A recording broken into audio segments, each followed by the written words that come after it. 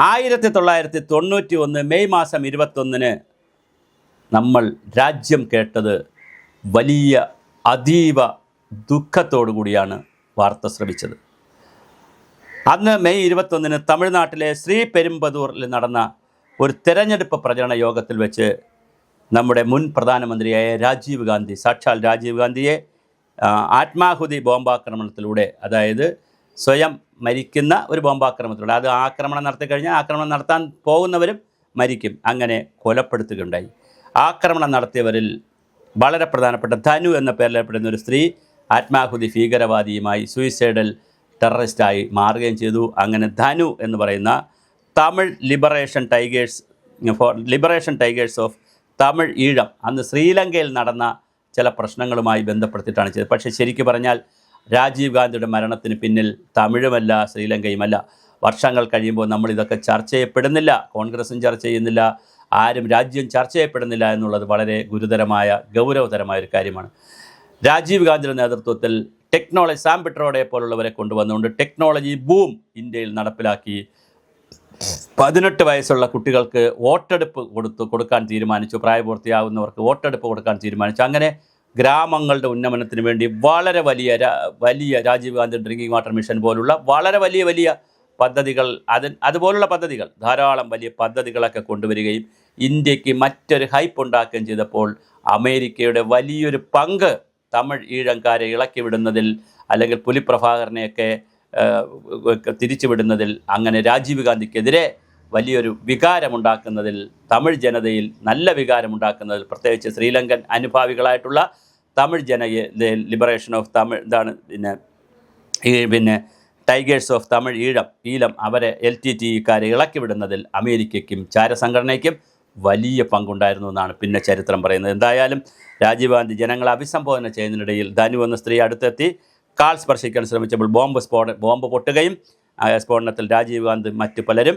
കൊല്ലപ്പെടുകയും ചെയ്തു. ശ്രീപെരുമ്പതൂരിൽ നിന്ന് മെയ് 21 വന്ന വാർത്ത അതീവ ദുഃഖകരമായിരുന്നു. ഇന്ത്യയിലെ മറ്റ് രാഷ്ട്രീയം വലിയ മാറ്റമുണ്ടാക്കി. കോൺഗ്രസ് സഹാനുഭൂതിയോടുകൂടി പിന്നെ ജയിച്ചു. അങ്ങനെ വളരെ വലിയ മാറ്റമൊക്കെ ഉണ്ടാക്കി. അതിൻ്റെ കൂടെ ആ അന്നത്തെ രാജീവ് ഗാന്ധിയുടെ കൊലപാതകവുമായി ബന്ധപ്പെടുത്തി, അല്ലെങ്കിൽ ആ തീവ്രവാദ ആക്രമണവുമായി ബന്ധപ്പെടുത്തി കേട്ട മറ്റൊരു ചെറിയ പയ്യൻ്റെ, ഒരു ചെറുപ്പക്കാരൻ്റെ പേരാണ് AG പേരറിവാളൻ. അങ്ങനെ AG പേരറിവാളൻ രാജീവ് ഗാന്ധി വധക്കേസുമായി ബന്ധപ്പെട്ട് ഏറെ ചർച്ച ചെയ്ത വ്യക്തിയാണ്. പക്ഷേ AG പേരറിവാളിൻ്റെ അമ്മ പിന്നെ വന്ന് പറഞ്ഞു, പേരറിവാളിന് അതിൽ ഒരു പങ്കുമില്ല, പേരറിവാളിനെ അതിൽ ചേർത്തതാണ്. പക്ഷേ എന്തായാലും പേരറിവാളിനെ 1971 ജനിച്ചിട്ടുള്ള പേരറിവാൾ അദ്ദേഹം രാജീവ് ഗാന്ധി വധക്കേസിൻ്റെ അതിൽ പ്രതിയായി. നേരിട്ട് ബോംബ് വെച്ചതല്ലെങ്കിലും പൊതുവെ പറയപ്പെടുന്നത് ആക്രമണം വെച്ച ബാറ്ററികൾ വാങ്ങിക്കൊടുത്തത് അദ്ദേഹം തന്നെയാണ് അന്ന് അന്വേഷണത്തിൽ കണ്ടെത്തി. ഈ സഹായം ഭീകരാഘാതത്തിന് സഹായമാകുന്നതിൽ അദ്ദേഹത്തിനെ കുറ്റക്കാരനാക്കി 1998 മരണശിക്ഷയ്ക്ക് വിധിച്ചു. എന്നാൽ അത് സുപ്രീം കോടതിയിൽ പോയി. സോണിയാഗാന്ധി അടക്കമുള്ള ആളുകൾ ഞങ്ങൾ പുറത്തിരിക്കുന്നു, ഞങ്ങൾ എന്തായാലും മരണം സംഭവിച്ചത് പേരറിവാളിൻ്റെ പേരിലുള്ള കാര്യങ്ങൾ പുറത്തിരിക്കുന്നു എന്നൊക്കെ പറഞ്ഞ് ക്ഷമിച്ചിരിക്കുന്നു എന്നൊക്കെ പറഞ്ഞ് എങ്ങനെയായാലും 30 വർഷത്തിലകം അധികം ജയിൽ ശിക്ഷ അനുഭവിച്ചതിന് ശേഷം അദ്ദേഹം 2022 പുറത്തിറങ്ങി.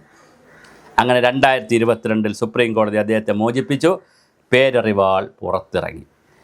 ചില പിഴവുകൾ നീർക്കാല തടവും പരിഗണിച്ചാണ് തീരുമാനം.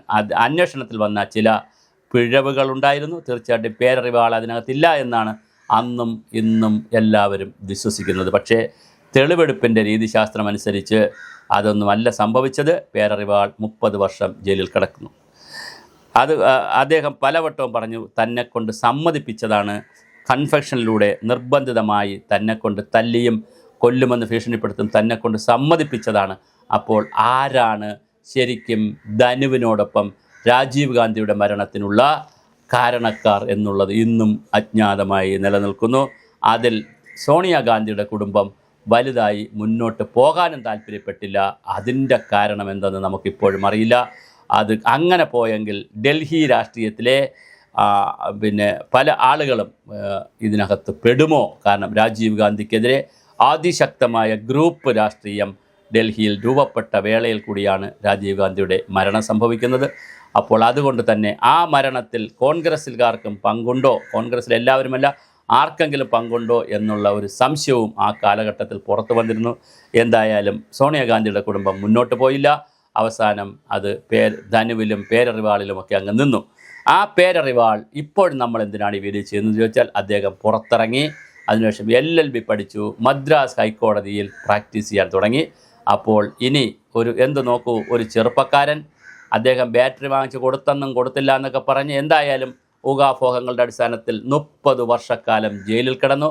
ജയിലിൽ നിന്ന് അദ്ദേഹം പുറത്തിറങ്ങി LLB പഠിച്ചു, പാസ്സായി, ഹൈക്കോടതിയിൽ, മദ്രാസ് ഹൈക്കോടതിയിൽ അഡ്വക്കേറ്റായിട്ട് എൻറോൾ ചെയ്തിരിക്കുകയാണ്. ഒരു മനുഷ്യൻ്റെ, ഒരു ചെറുപ്പക്കാരൻ്റെ അതീവ ഗംഭീരമായ തിരിച്ചുവരവാണ്. ഇനി എന്താണ് അന്ന് സംഭവിച്ചത്, രാജീവ് ഗാന്ധിയുടെ മരണവുമായി ബന്ധപ്പെടുത്തി എന്താണ് സംഭവിച്ചതെന്ന് ഒരു പുസ്തകത്തിൻ്റെ രൂപത്തിലെങ്കിലും പേരറിവാൾ പറയേണ്ടതുണ്ട്.